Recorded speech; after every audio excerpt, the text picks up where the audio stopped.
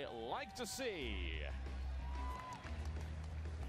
All right, ladies and gentlemen, this is going to be a match for the ages. There's no question about that. Two fantastic players from South Korea at the tip-top of their game. Spawning to the southwest position of Frost LE. The man that just demolished the foreign hope in easy fashion. Can he do it once again in the red trunks playing Protoss? SKT1 PartinG! And of course, in the northeast position, as the blue Terran, this member from Team Startail had to defeat his teammate in game number 1. Here he is trying to make it out of the group. Give it up for Startail Bomber!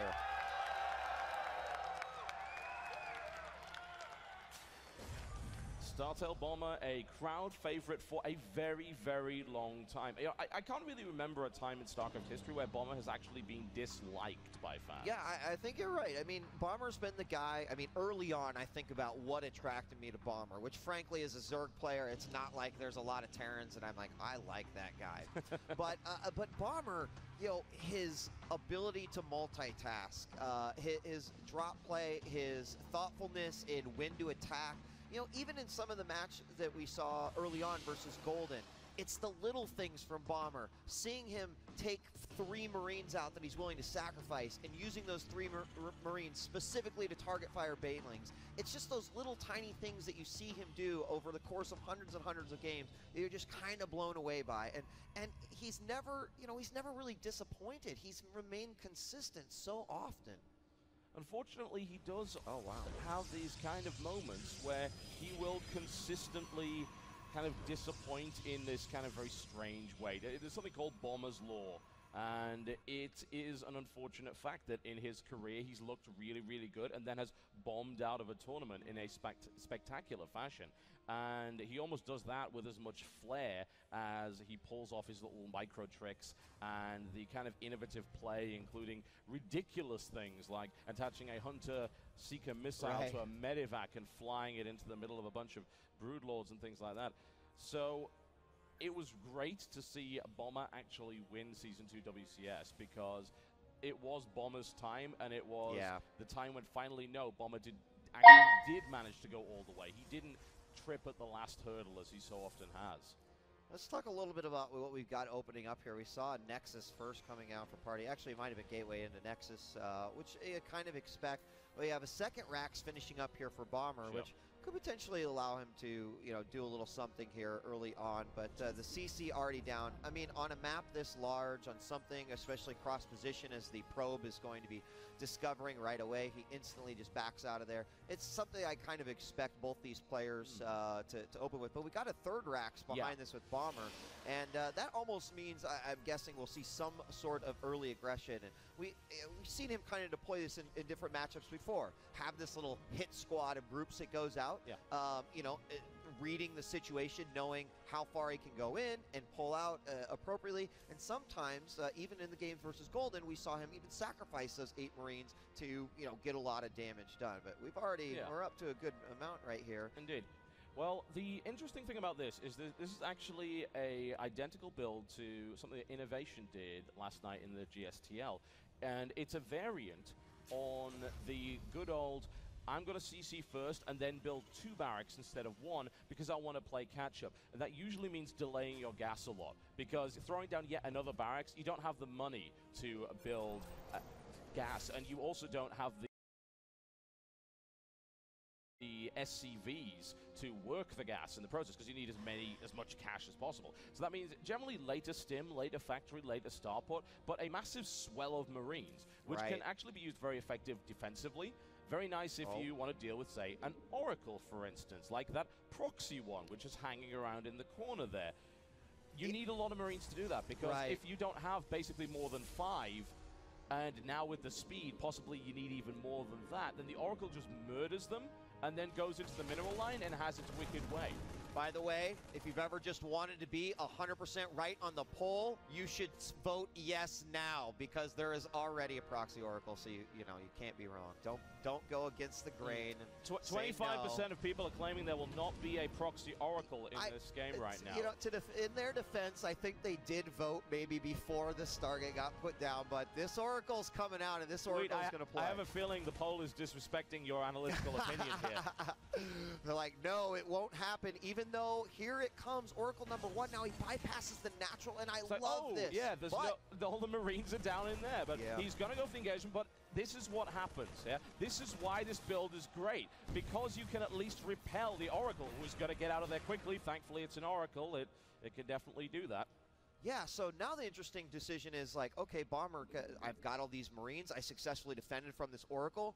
If he did build this proxy Stargate, that means the amount of units he's going to have back at home are going to be a little rough, but he's got to also make sure that he is, of course, still keeping up some defense, because this Oracle is coming out. Now, I don't believe we have a second Oracle yet, and it looks like a Phoenix. It's going to be Phoenixes, but, I mean, it's still dangerous, because Bomber doesn't know, could there be an additional Oracle? I probably wouldn't with the amount of Marines that are right there, but there we see another CC go down. Finally, the factory is finished, and that stim is nearing completion, and that where we can see Bomber definitely go out and try to do some damage. Yeah, I mean, he has a lot of Marines right now. If we can have a look at how many Marines he's actually sitting on at this point, it's going to be a pretty significant number, and he will be able to do something with it. The Oracle just darts in, and the Marines are most likely very frustrated with their efforts to catch it, but stim is about to complete. And as a result, if that Oracle attempts to go in there again, it's going to get shut down really hard. Huge amounts of gateways backing this one up. You notice he's going for Storm, and this may actually be for Archons as well. It could be just a standard charge lot Archon build. He could be going for Storm as well, knowing, oh, there's a lot of Marines. You don't even have Medivacs yet. I mean, look how late that factory is, for instance. It's absurdly late. And PartinG is throwing on some additional Phoenix on top of that. And you're right. I mean, it was basically the first gas went immediately to that tech lab and to STIM, and then all the other. Second factory. Interesting. Yes, yeah. Let me get back to here. And also, well, they've got the third base actually going down for PartinG. So with the gateways behind it, he doesn't have to worry about any sort of swell of Marines, at least initially. He's got great vision here. And that's the other thing. Like, PartinG has complete control over map vision right now. He knows that there's a proxy Stargate somewhere. He doesn't really know what it's doing at this point, but he's still massing units. And right now we're looking at 88 supply for PartinG to 110 for Bomber. He's keeping up his production, but we even got some Hellbats coming out here. So interesting composition as 2-2 begins. And that third base is already down here for PartinG. This is a fantastic composition. I think he has correctly read what his opponent was going to do, and he almost baited him into it, saying, all right, I'm getting a ton of Marines. I don't have combat shield. It's about to finish, but what's your best way of dealing with that without a bunch of tech? Because I already know you spent money in tech on your proxy Oracle, and it didn't do an awful lot. So I know you can't possibly have Colossus right now, and Storm's going to be late too. So he says, all right, well, the only way he's going to go is with +1 armor, with chargelets, lots of chargelets, and then maybe into Storm and possibly Archons. So what do? I add some meat into the army that deals well with Zealots and survives Storms, which is, of course, the Hellbat, a unit which we don't see that much now. And this is a fantastic composition against what his opponent's actually using. Yeah, I mean, PartinG's setting up, again, very, very nicely. He's gotten vision with the Oracle to check out and confirm, yes, that third base is up. He's starting to now move all of these Zealots into the northern part of the map, right next to this reinforcing pylon. And with these rocks going down, that actually might even benefit him on an assault. But this is going to be pretty scary. And, of course, the control of these Hellbats is going to be important. Storm coming into play is most certainly going to be important. So how well those Storms hit and the feedbacks come out, those Medivats by themselves. But here we go. All right, well, the Storm's there, and that is going to be a lot of dead workers. But there are the Hellbats that are resisting that quite nicely. A Storm on the upper ground does some significant damage right here. Nice force fields coming out right there from PartinG to cut that army to pieces. And that is a pile of dead everything. And a massive SCV train, which is running away for no apparent reason to the bottom of the map. But there are so many of these Zealots coming in. There's a decent number of Hellbats, though. And if, oh, the Storm, that's got a sting. Chance of rain, risk of rain, lots of pain right there. for Bomber as he eats that, but he still has the Hellbats, so he's able to get efficient trades. Yeah, in fact, Bomber just holding it down big time. You know, the Hellbats did not take that much damage. They can take a storm. Thing about them. Yeah, they can absolutely. eat those storms. Yeah. And it's why it confuses me greatly that right now we're not seeing a lot of Hellbat use in this matchup. Against that composition, you saw how good it was. It's like, oh, the storms everywhere. Wait, this is a Marauder Hellbat. That doesn't die to storms so easily. Suddenly, Zealots are just melting in droves, and I gotta compliment Bomber's positioning there. He had to deal with the fact that storms are being dropped on his head. He still got a great position and was able to make the Zealots just run into a firewall right there. Yeah, this is going to be very, very difficult. This is a massive amount of units coming up here. PartinG right now, he doesn't have a whole lot. He does drop a storm at the front. On the Hellbats, it doesn't matter. The Hellbats don't care. The SCV's coming forward. Choo, he's fighting into a choke point right here. Does he have enough Hellbats to break it? Another storm goes down. The Hellbat, again, it doesn't care. It does not care. It keeps going. It will not die. Finally, it goes down. But Bomber's still getting the good end of that trade and is continuing to push forward now through the time. There are Immortals now on the field. There's a lot of meat in that army. Is there enough Hellbats to deal with it? Absolutely. The Zealots melt completely. The push keeps going. Bomber keeps pushing forward. I mean, these Hellbats not here, and PartinG is cleaning this up, no problem, but single-handedly, those are just taking out the big meat of that Protoss army. Now the probes coming out, and you know what that means. There's a stutter step of Bomber, and he knows that he's got this one. He kept his metabacks intact. The Phoenix really weren't effective versus them at all, and even though we've got these Marauders out here, without anything else to help out, what can really be done? Well, he's got 3 Immortals, which means he should be able to resist this for the time being, and Bomber needs to be careful not to just, like, throw small amounts of units at those Immortals, because eventually he will bleed out on PartinG's defense. What he wants to do is attack the third base. Absolutely fantastic maneuver, because those Immortals are pretty slow, and he's also got the ability to evacuate. There's nothing in there that shoots up. Those medevacs are going to be there for all time, and they can pick the Marauders up and get away. He moves around there, showing us his fancy footwork right here in the Hammerstein Ballroom. Yeah, and here we go. More Hellbats coming in. But honestly, like a few Marines in here would just be, I think, the last nail that Bomber would need. He's just smashing those Immortals down. He doesn't care. The Archon's going to go down here as well. And Bomber is making the most out of that small amount of units.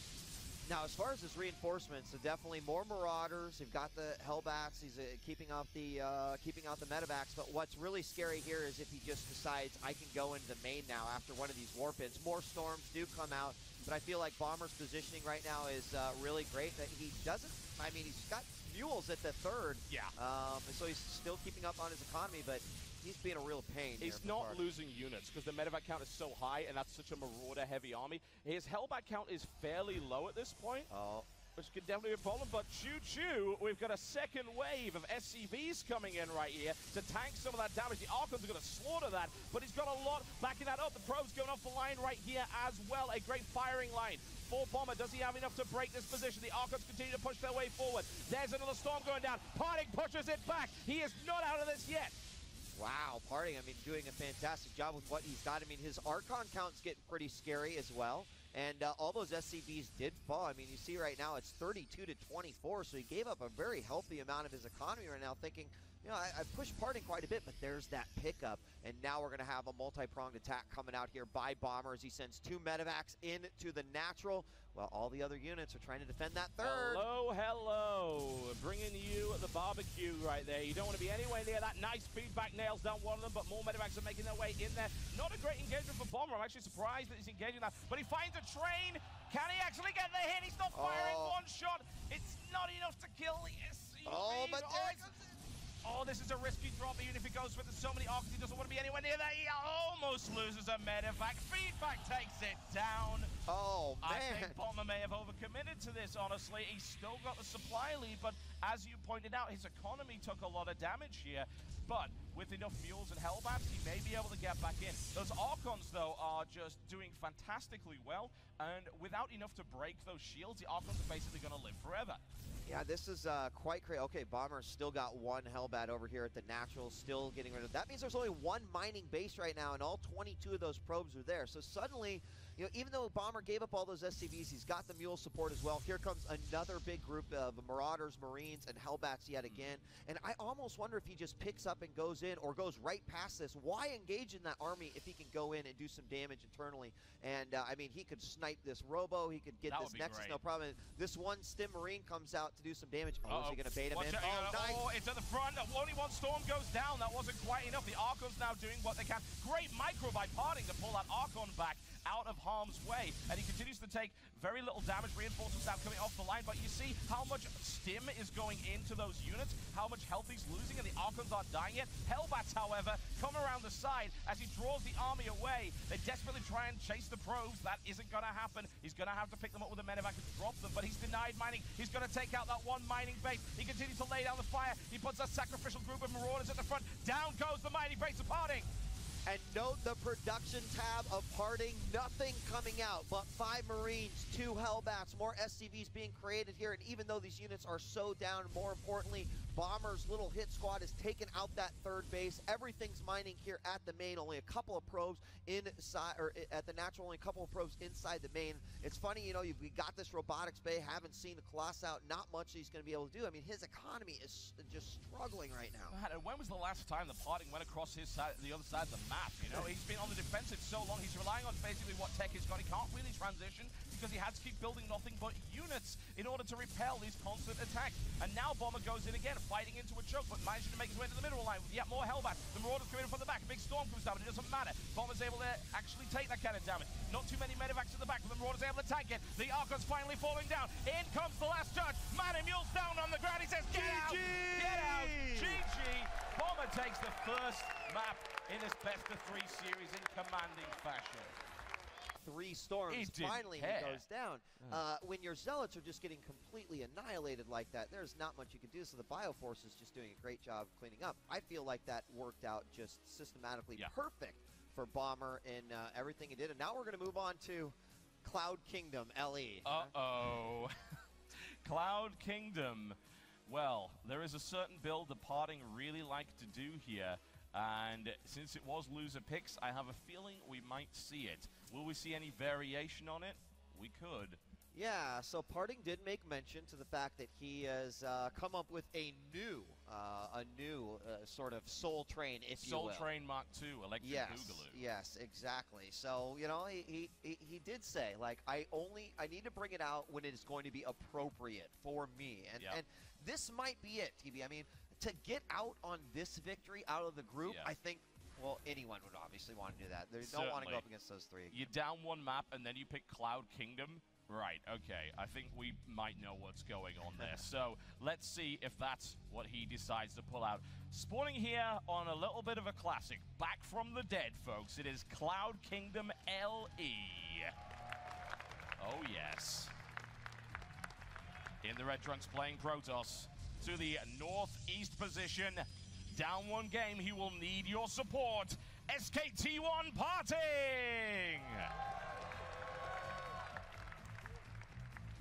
And in the southwest position as the Blue Terran, setting things up so nicely for himself in game 1. Can he do it again? Give it up for Startail Bomber.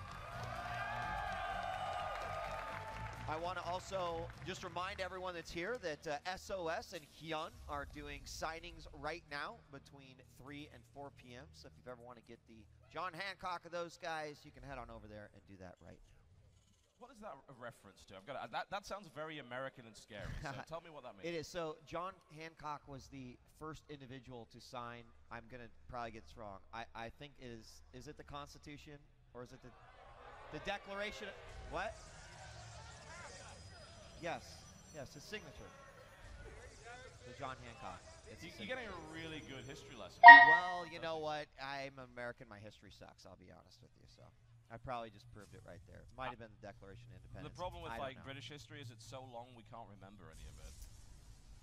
Yeah, I like that. I like that. I'll just maybe I need to just polish up on that history because there's so much more that can be unfolded there. There is. Yeah. I actually used to live near the original York, as it turns out. New poll up, by the way. Will the choo-choo train come back on Cloud Kingdom? We've got a sign up here, the Soul Train returns, so the audience is expecting it, but whether or not we're going to see it, I don't know. It may not happen here, but PartinG said he's got something prepared for the Red Bull Battlegrounds. All right, well, PartinG opened with 2 extractors right there, 2 assimilators, and he's running, by the looks of it, 2 in each, so he is not going to do that excessively. But what I want to know is how many sentries we start to see there, whether or not he goes for that early robo, and what, more to the point, is there any kind of variation? Because he's going for an early mothership core, and I wonder what that could actually add to that. That's a good question. We have seen, you know, in some situations, the mothership core just, you know, I guess delayed a little bit. Yeah. And then, of course, something else coming into play. But the mothership core's out, and we've got the Nexus going down. And the SCV sees it as the Zealot, of course, plays Ring Around the Rosie. And a Stalker's going to come out next to this. Now, there we go. Warp Gate has started as well. I'm more interested to know, though, how is Bomber going to follow up after the last game? And it looks like he's going to do something very similar. Yeah, he's basically doing a similar build with the number of barracks and delaying his gas. And you've seen how effective that is. It seems to be a reaction to that faster Oracle, because just having that many Marines is pretty phenomenal when it comes to dealing with an Oracle just popping out of nowhere.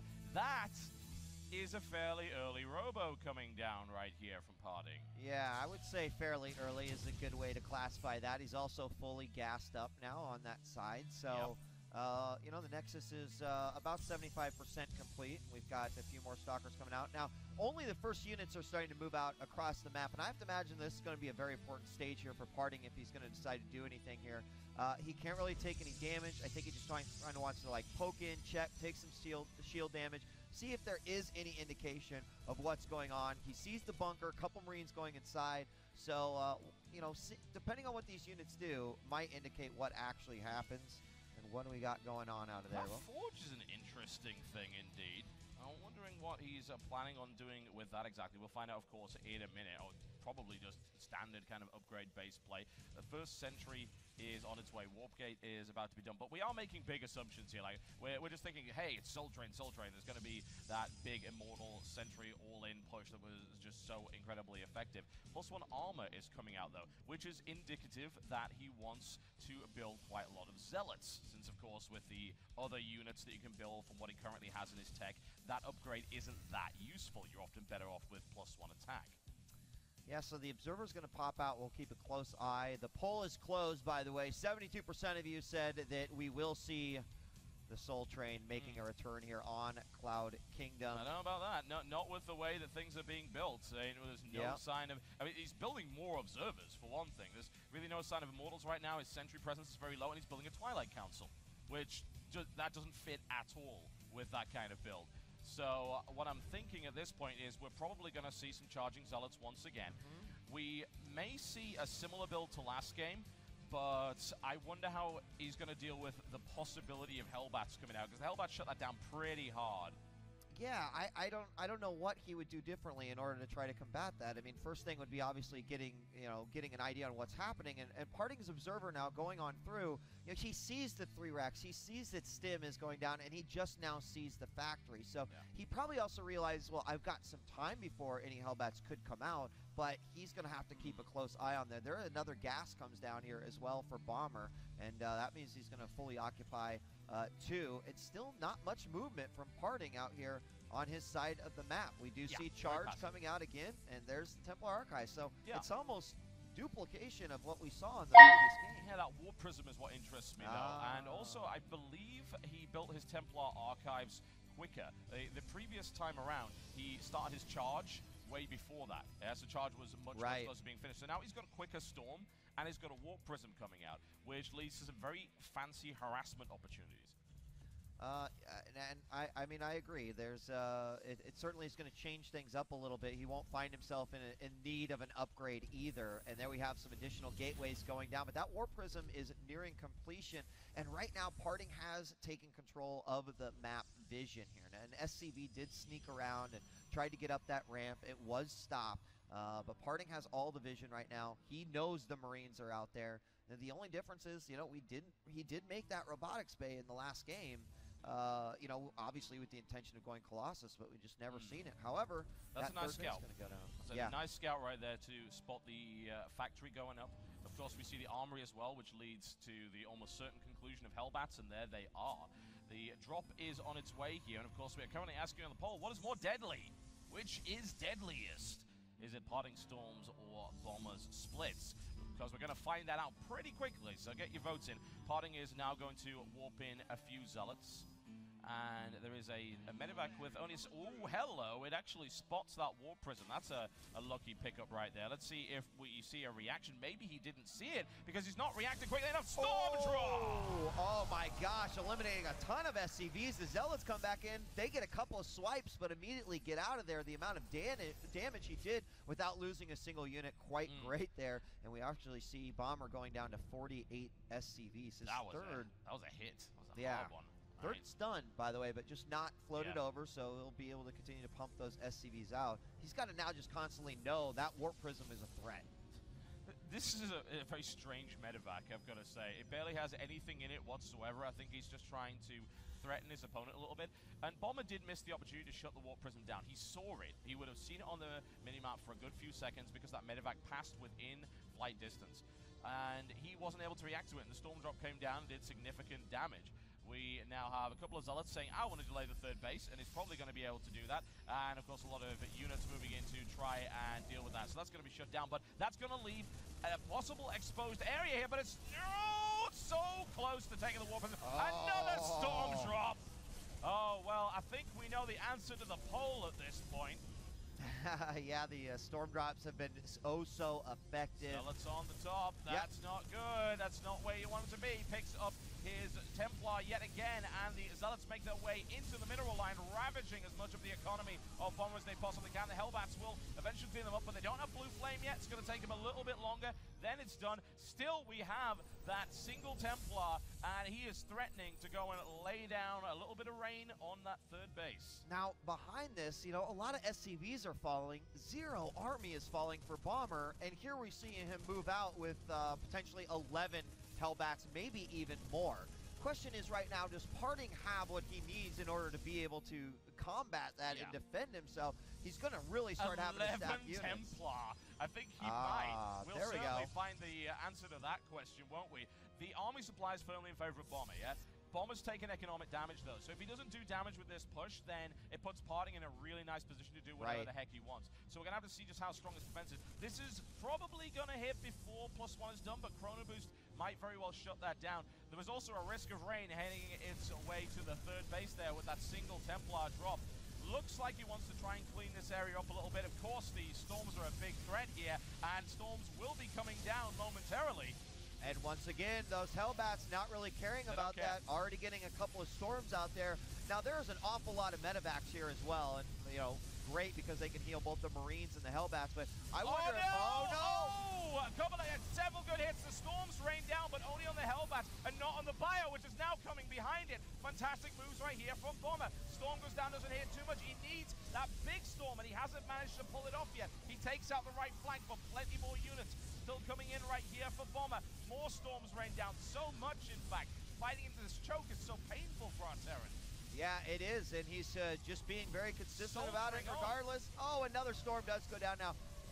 Does he draw back, go in for the third? I mean, right now he's powering forward with a lot of Hellbats. I think he's overcommitting, I really do. He needs to get out of there with everything he's got. He's gonna do that. Is there any feedback to stop him? Not really. He's able to get out of there, but look at the army supply. He fought up into a really difficult choke and took so much attrition damage, he wasn't able to deal with it. And then we had a Zealot behind all of that doing significant economic harassment.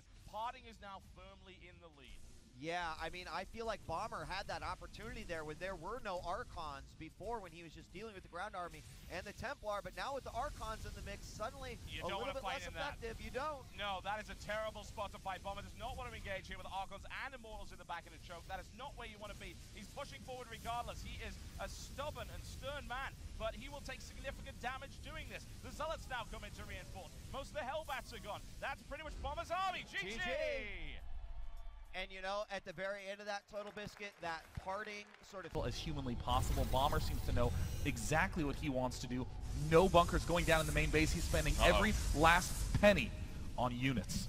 And that can be risky because if you have a bunker up in the main base, the standard blink locations can be covered quite nicely. And suddenly, Protoss blinks in, realizing it can't get away from a bunker that is gunning it down with stimmed units inside it. We saw a huge amount of gateways go back there, and we're going to be seeing a decent amount of production when it comes to units, but he's still putting down probes right now. Oh, this is so tense. I mean, this is 5 gateways of production coming in at 8 minutes. Right now, what we're going to see out of PartinG is he's going to get up just enough to support the 2-base economy, and then he's going to begin to hammer in. Bomber's leaving most of his units up in his main base. He's even gotten an engineering bay down just in case there's any Dark Templar, but I don't think a blink up into the main base is going to do hardly any damage at all because Stim is done. Yes, it is, but he is able to get in there, and he's going to try and work down and stop that combat shield upgrade. Oh, and lovely play. That was fantastic. He should be able to escape with minimal losses, but even through the time warps, that's a lot of firepower going in. I'm surprised PartinG continues to fight this. He is taking significant damage, but he's got reinforcements. He comes in from the back. It is just enough. This is exactly why the concussive shell's so important, but absent from this fight. We're seeing every last unit that Bomber has being pulled from his front lines to try to deflect at the back. Down goes more Stalkers. We're starting to see some more target firing. Can PartinG warp in enough? It looks like no. A mistake from PartinG to stay on the high ground. It looks like he will lose all the Blink Stalkers in the main. Oh, but here come the reinforcements. That will not happen. And he is now able to push his way through to the main mineral line, do significant damage. Another time warp in a great location, using the building placement of Bomber against him. We've even got a little bit of fire at the front here. Huge amounts of economic damage now being inflicted here from PartinG. He is not having it. I mean, PartinG knew from the get-go that it was only a matter of time without that bunker. There was not enough of the key defensive units. Bomber not going to be able to withstand. PartinG said that he has Soul Strain 2.0 prepared. GG! He is the first player to advance to the semifinals.